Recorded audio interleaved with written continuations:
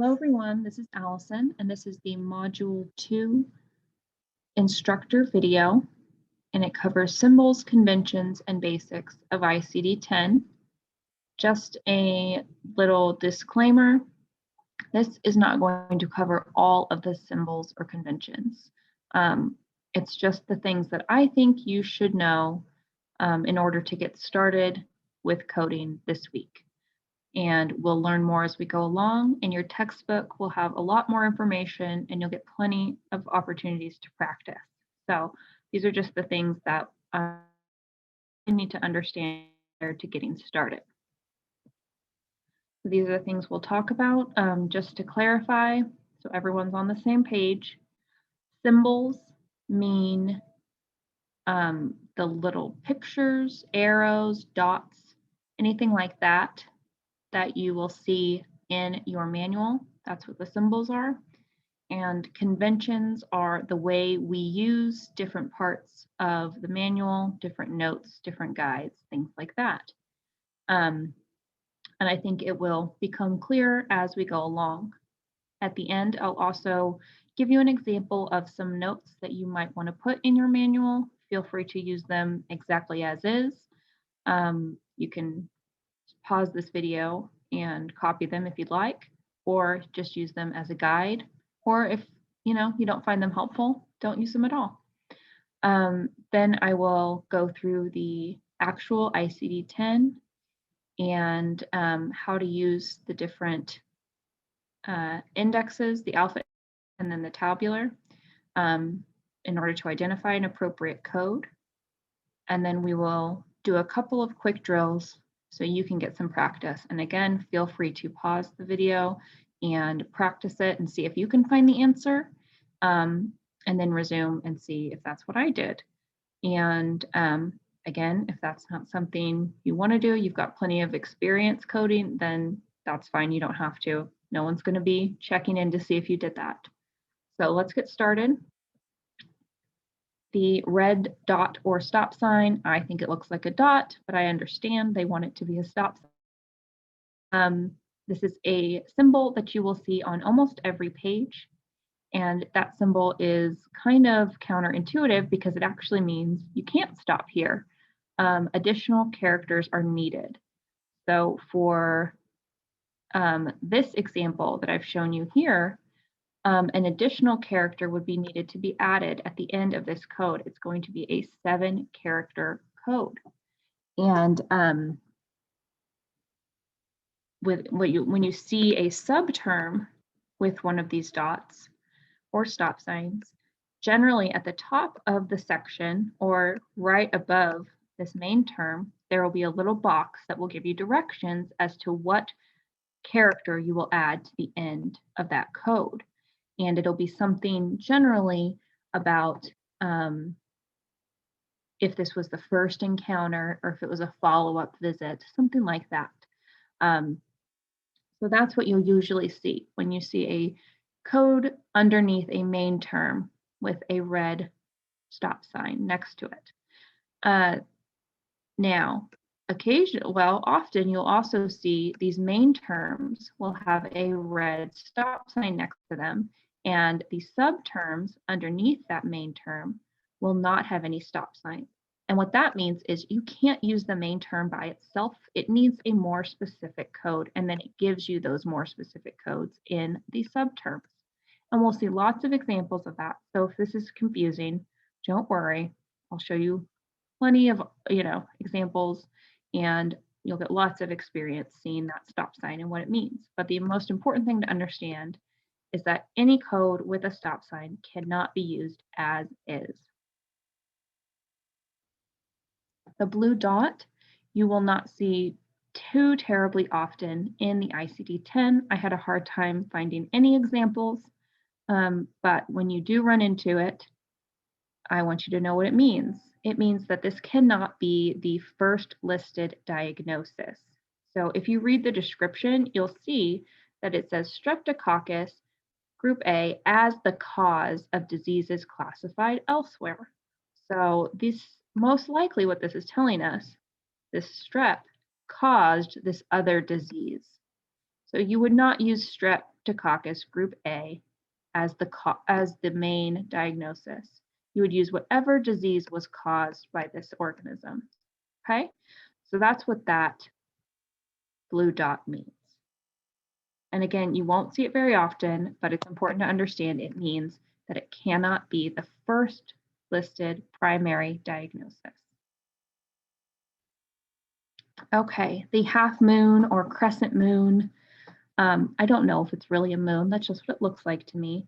The half moon is called a manifestation code. So any code with that symbol is called a manifestation code.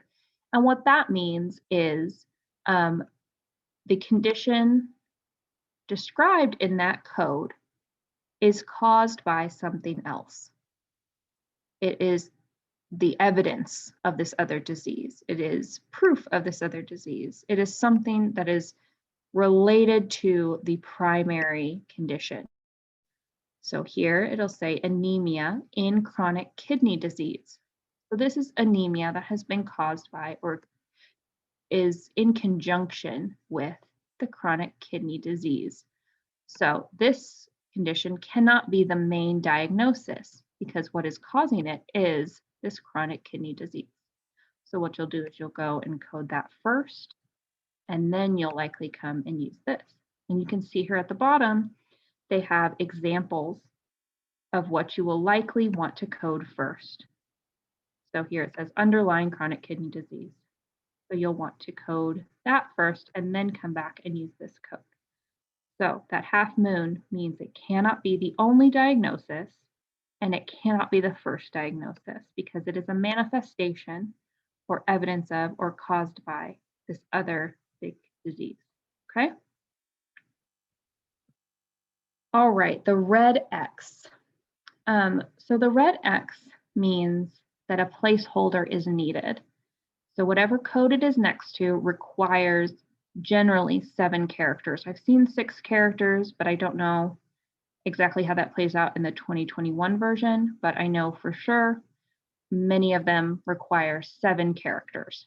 So, and it'll specify in the category how many characters are needed. So here you can see at the top, it says there needs to be a 7th character. The appropriate 7th character is to be added to each code from the category S00. Here's category S00. So, and then it'll give you a little box and tell you exactly what needs to be added as the 7th character. A, initial encounter, B, subsequent encounter, or C, sequela. And we'll get into what those mean later. But you'll need to add A, D, or S as a 7th character. When you get into these codes, you see these have 1, 2, 3, 4, 5 characters. It doesn't have 7 characters. So you need to add an X at the end, and then you would come and add A, D, or S. So if you want to say it is the initial encounter for an unspecified superficial injury of the scalp, you would use S00.00 X as a placeholder and A to indicate it was the initial encounter. Again, you'll get lots of practice with that. I just want you to understand that this X means you're going to need to use a placeholder to meet the character requirements, which is generally 7 characters. Excludes 1. There are 2 different excludes conventions in this manual, and they always confused me when I was trying to learn this. So I'm trying to make this as simple as possible. Excludes 1 means never use this at the same time as this main code or this section of codes. So here is a code for an unspecified tremor. And the excludes 1 says these specified tremors, intention tremor, hysterical tremor, essential tremor, chorea, these cannot be used at the same time as this code because these are specified tremors, correct? We know what these are. So most likely, if you know you have one of these, you'll want to go use these codes because they are the most specific code. However, if you are going to use an unspecified tremor code, you can't also use one of these. So that's what excludes one means. You cannot ever use these at the same time as this main code. And sometimes they'll have excludes one for a whole section, but most often it'll have it for a specific code or a small group of codes. Excludes two. Excludes two is a little bit different and much more flexible. Excludes two means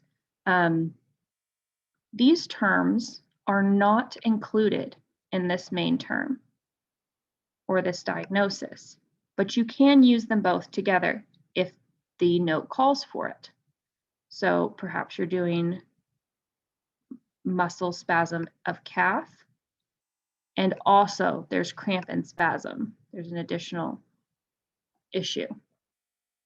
So what this note is telling you, this convention right here, excludes two, is telling you, hey, this condition, this code does not include muscle spasms of the calf, but you can still use it. You can use this code along with muscle spasm of the calf if you need to, if the clinical note calls for it and it's an appropriate use of those codes.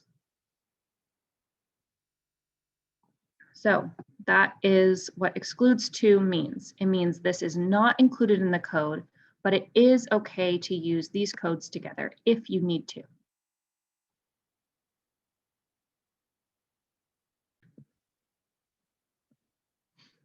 Okay, code first. Code first, which we saw a couple slides back, is some guidance that will tell you what you need to include prior to using the code that you see here. So the code first note will say, before you use this term here, this D63.8, make sure you are coding the underlying disease. And it'll give some examples, such as, it doesn't mean this is definitely the underlying disease, but these are probably more commonly used with this diagnosis code here. So the code first, you must follow that. This is very important that you do not try to use whatever code is listed without coding the code first note. So make sure you follow that and look at it. I feel like it's a little self-explanatory, but the issue comes into play when you're rushing to find a good code and you just look over that code first. So make sure you pay attention. And usually it's going to say you need to code the underlying disease first. Code also is more flexible. That note says, if applicable, generally. So usually you need to code an associated condition, something that commonly comes up with the main code that you're using here. So this says influenza with pneumonia. So it'll say code also, if applicable. So that means it might not be applicable. You might not have to do it, but often you'll need to code the lung abscess or the type of pneumonia when you use this code. And that will make it an even more specific note that you're coding. So code also a little bit more flexible, and it also doesn't tell you which order you have to do it in. Once you go look up these other codes, it might specify an order. There might be something else there that you need to look at, but the code also does not say, hey, you need to code it in this specific order. This code needs to be last or first or anything like that. Okay, and these, I don't have examples, but we'll see plenty of them. NOS is not otherwise specified, and I talked about this a bit in the weekly video announcement for Module 1, but that is unspecified. It means exactly the same thing as unspecified, and so that would be if your clinical note does not provide enough specificity for you to pick one of the codes that's listed. And so if you have a very generic note that maybe it says, you know, diabetes or kidney disease, and when you go and look at the codes for that section, every code has a very specific condition associated with it. Type 1, type 2, stage 1, stage 2, stage 3, things like that, and your note does not specify it, then you can use that not otherwise specified, that unspecified code. And we'll see plenty of examples of that, but that's what it means. So I would just put NOS equals unspecified. NEC means not elsewhere classified, and that means a more specific code does not exist. So this would be used when in kind of the opposite scenario, when your clinical note has a great deal of specificity and the codes do not offer that option. So maybe there is something very novel or new that has come up, and your clinical note identifies the exact type of that condition, but your manual doesn't have it. Maybe it's going to have it in the next edition, maybe not. In those situations, a not elsewhere classified code would be appropriate. So that means I don't have a specific enough code to use. And both of these are generally listed at the end of a group of very specific codes. And you'll see plenty of examples, but that's what it means. Here are the notes, and it's just exactly what I've just gone through with you. And again, you can pause this and use this in your manual if you would like to. So next, I am going to go to the camera, and we're going to look at coding. Okay, so it's a little dark here. It's been raining all day, so I am using the light. I know there's a glare, but I think it'll be worth it to go through. If not, I can definitely turn it off here in a minute. So things out of the way here. Okay, so here is the manual, and you'll see here I've already added another section here, symbols and conventions, so I know where I have written additional notes. We'll go up to our tab that says symbols, and in here you can see those notes that I wrote. I kind of made my own Roman numerals because not every page was marked, but the first page is 8, this one right here. And so I made my own going through, and that was 11. But this section is going to have everything that I just told you and some other things as well. So you're free to just use this if it works best for you. If not, you might want to put some notes in, and that's what I did here. Okay, now let's go and look at actually coding some things. You're going to come up to the alpha index, and this is where you always start. The reason for that is you want to make sure you're coding as accurately as possible. So especially when you're looking at the national exam, they are going to try to trip you up a little bit. They are going to give you a condition and then 4 codes that all say very similar things. So if you were to come in and just try to look up each code section, to 1, waste a lot of time, and 2, you really risk picking the wrong code because it's going to look very similar to another code. It's going to say something very similarly. However, when you go through the index, you're going to go by the main term in the diagnosis, and it's going to be much easier for you to connect the dots and see, okay, this is going to be the right code, this one's not the right code, and so on and so forth. So again, that's something you're going to want to get some experience with before it makes too much sense. So let's try it. Let me see if I can. Hopefully this works better. And if not, I'll get the light back on. Okay. So essentially you're going to look at your note or question, whatever it is that's giving you the diagnosis you're looking for. And then you're going to come in here into the alpha index and look it up based on the main term.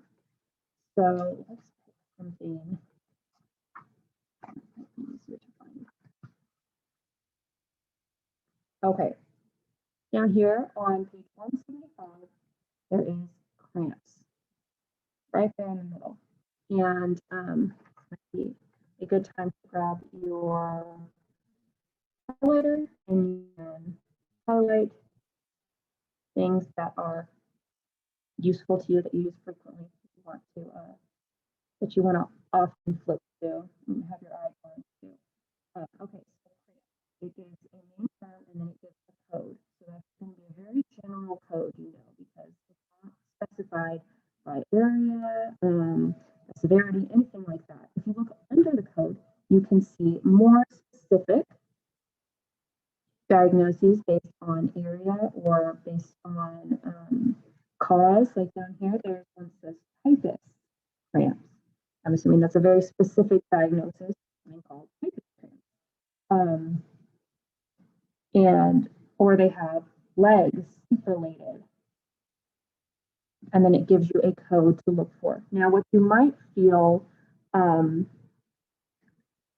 tempted to do is to say, okay, I have sleep-related leg cramps, G47.62. That's my code. That's what I write down.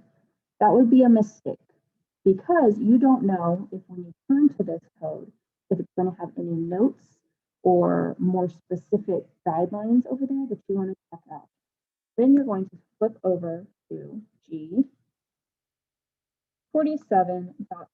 And when you're getting started, you might want to write down on a little scrap of paper what you're flipping to. The more practice you get, the more comfortable you're going to get flipping right to the code, right to the letter that you're looking for, and you'll remember. The more practice you get, the easier it is to remember which code you're looking for. But for now, you might want to stop it and write down G47.62. So.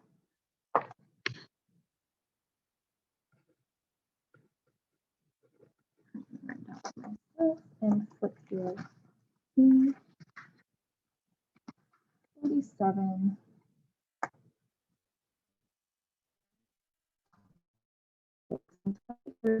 Page on 805 and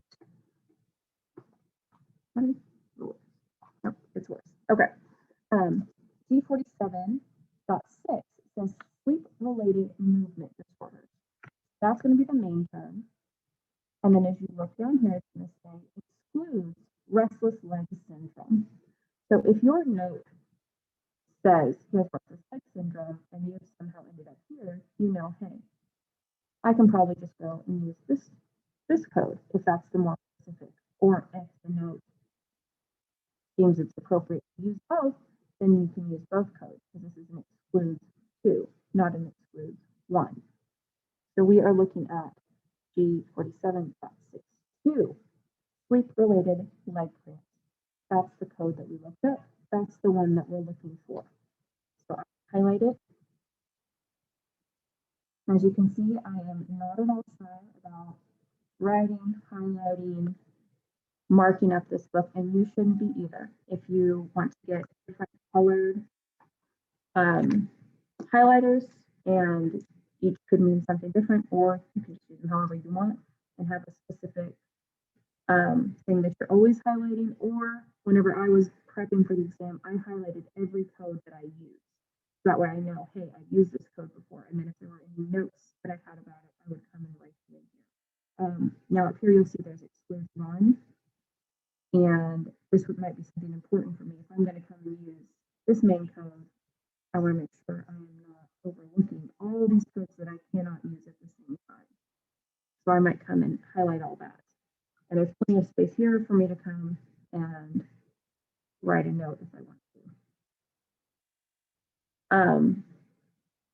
So don't feel shy about marking up. It's yours. You're going to need it. Don't think you need to use this book and then when you're getting ready for the exam, make a new one. Marking up a note is going to be helpful to you if you end up using those books. So I promise it will not be a negative to have things written in your book. So we found sleep-related leg cramps. We're looking for it. Here's the call. There's nothing more specific. No other notes I need to know about this. I know that I could not use this main term alone. Why? Because there is a red stop sign. But this code does not have a red stop sign. It doesn't have anything excluded. And with the exception of this restless leg syndrome, but it excludes 2, so I can still use these codes along with it. So I know that this is going to be the right code because it's as specific as possible. There's no other guidance. We're good to go. So that's the main way that you find a diagnosis. Okay. And I want to clarify that we are going to get more into how to use guidelines, how to use things like that. These guidelines are very, very important, and you'll often see guidelines throughout the ICD-10, but I just want this to be about finding specific codes once you've been given a diagnosis. So let's do a few drills, and then feel free to try them yourself. Pause the video if you want, and see if you can do it. Okay, so here's the diagnosis that we're going to look at first. Cradle Cap. If you are a parent, then you know what that means, and that's most parents' bane of our existence when you have newborns, right? So we're going to come into the alpha index, that red section, right at the front. We're going to look at Cradle Cap. That's a specific condition, so I would bet it's listed under that name.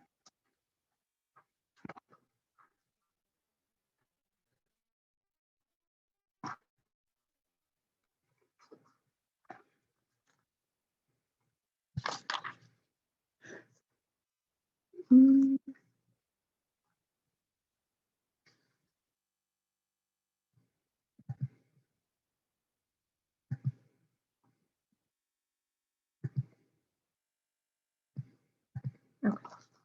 Sorry, my Zoom shut down on me for a second. We are for Cap, and it looks like it is on. Okay. Oh, we're on this page earlier. Okay. So it is right above in Cradle Cap. It's on page 175. It's in blue, in case you can't read it on my camera. Just so you can see where it is. On page 175, right there in the middle. And it looks like it says L21.0. So we are going to go look up L21.0. We're going to flip through here to the L section.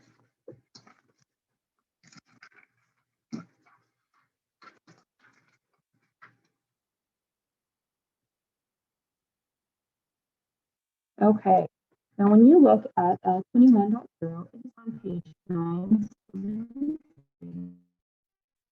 L21.0, it says something that is not Cradle Cap, right? It has another name, a Latin name that I'm not going to attempt because I'm going to sound silly. There's no way I'm going to pronounce it. But L21.0 is the correct code. We know because that is what was listed in the index. So we're going to come here. We're going to feel pretty confident because we know that's the correct code for the alpha index. And this is a Latin code, maybe that's more specific, more scientifically correct. Or there's several conditions that fall under that name. But also underneath here, we see it has listed Cradle Cap. We know that's the right code to use. There are no other codes or characters that are needed because we don't have a red stop in here. Here at the top, we do. There's a stop sign for the main term, is the dermatitis. So we know we couldn't just use L21. We would need to make it more specific by picking one of these codes underneath it. Excludes 2 is there. That means if there is also one of these conditions, they wouldn't fall under this section. So maybe we could use that in addition to these codes if it's needed and appropriate. But these conditions do not fall under this main term, right? But anyway, we can see that Cradle Cap is listed under L21.0, so we know that's the correct code that we're looking for. Okay, let's try a couple more, and then we'll be done. Next. And the next we're going to do is Schultz disease. Now this can be a little bit tricky because you probably want to come and look up Schultz, but actually you're going to look at disease. And Schultz disease is what's called an eponym. And I think that has come up in your text. I just wanted to pronounce it for you because it's hard. It's a weird looking word. And this means the illness or diagnosis of the name after. That's what that means.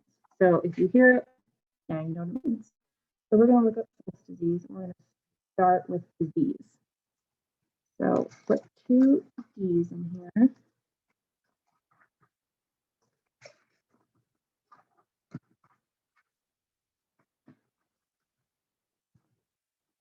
If you want to pause and see if you can find it yourself, please feel free to. Okay, so here's disease. We're looking at R. S. Schultz's. Now, if you look at Schultz disease, that's not code listed for it. We're on page 29. So it's right here, close to the middle. And there's not a code next to this. Under the subsection disease, it says Schultz. What are we going to do? Well, it says C, this long word, a granulocytosis. So we are going to look at this term. That's how it's correcting you. It's cross-reference. So this Schultz's is probably the common name for a granulocytosis. So now we need to go look up a granulocytosis. It's going to be way at the beginning because it's A's, right? You're probably thinking, I was just at the A's. Why didn't you start there? Because that's not how your quizzes are looked, national exams going to look, doctor's notes. If it's easier to write Schultz's disease, then that's probably what they'll put, right? Who wants to waste time? They want to waste your time, right? Okay, so let's see.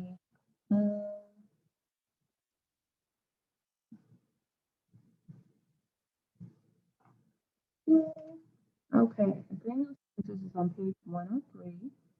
Here at the top, and it has a lot of specific things underneath it. So it'll have congenital, secondary, tissue infection, secondary drug abuse, and so the first secondary maintenance, a secondary granulocytosis that's also drug induced. We're not looking for any of those specific ones. We want the more general code up here. Because let's say the clinical note only says Schultz disease. So we don't know any of this other stuff. It also has a C also neutropenia. So it's another condition that may also be the same thing as this. But we have a code, so we're going to look at that code. D70.9. So we're going to come to the D's.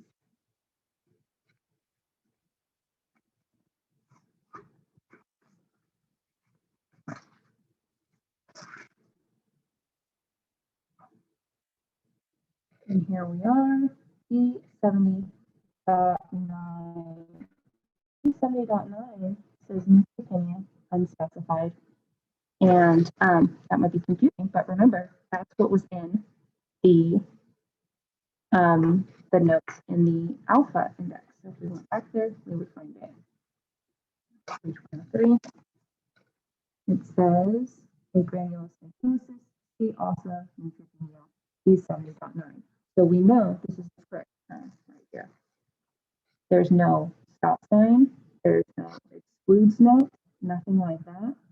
So we know that we have the correct term here. It's the same one that's listed in the alpha index. And even though it took us a long ways to get from Schultz disease to this, we're fairly confident that's the correct one. Okay? So those were pretty tricky. You want to try one more and then we can be done, I promise. Okay. So the next one I have is dyspraxia. So let's see if we can look that up. Find the D's. DUI. And again, if you want to pause it and do it yourself, go for it. Okay, dyspraxia is on page 231. And again, right in the middle, isn't that convenient? And it says dyspraxia, it's the main term, R27.8. Underneath it, a more specific one might be developmental dyspraxia, and that has a different code next to it. We only said dyspraxia, so that's the one we're going to look at, R27.8.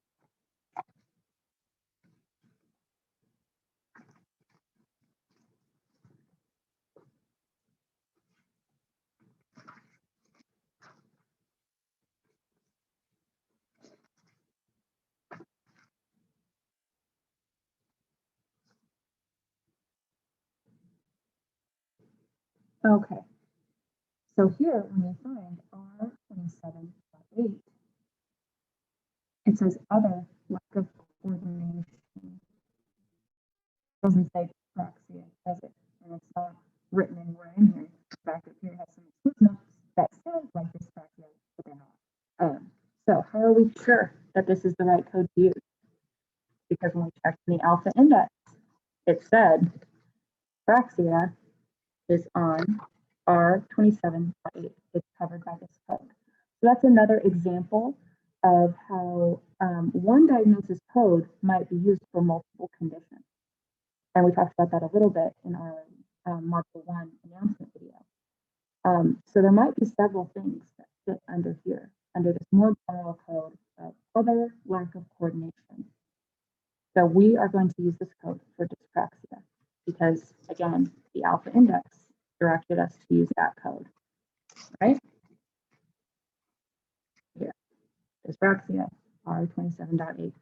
Okay, so I know that that can be a little bit jarring when you first see it, but I want you to feel confident if the alpha index directs you to that code, that's the correct code to use, okay? Now you might want to check and make sure there are no excludes notes, there's no other guidance, you don't need any additional characters, but I don't want you to feel unconfident if this does not say exactly the term that you're looking at, just like with Schultz disease. So I'm not going to make you do any more with me, but you're going to have plenty of opportunities to do this. I want you to get more and more confident, and you'll have a lot of chances to try it out this week. Make sure you're posting in the discussion board by Wednesday so I can answer questions and I can give you more examples if you'd like. But otherwise, I hope you all have a wonderful week. Thank you.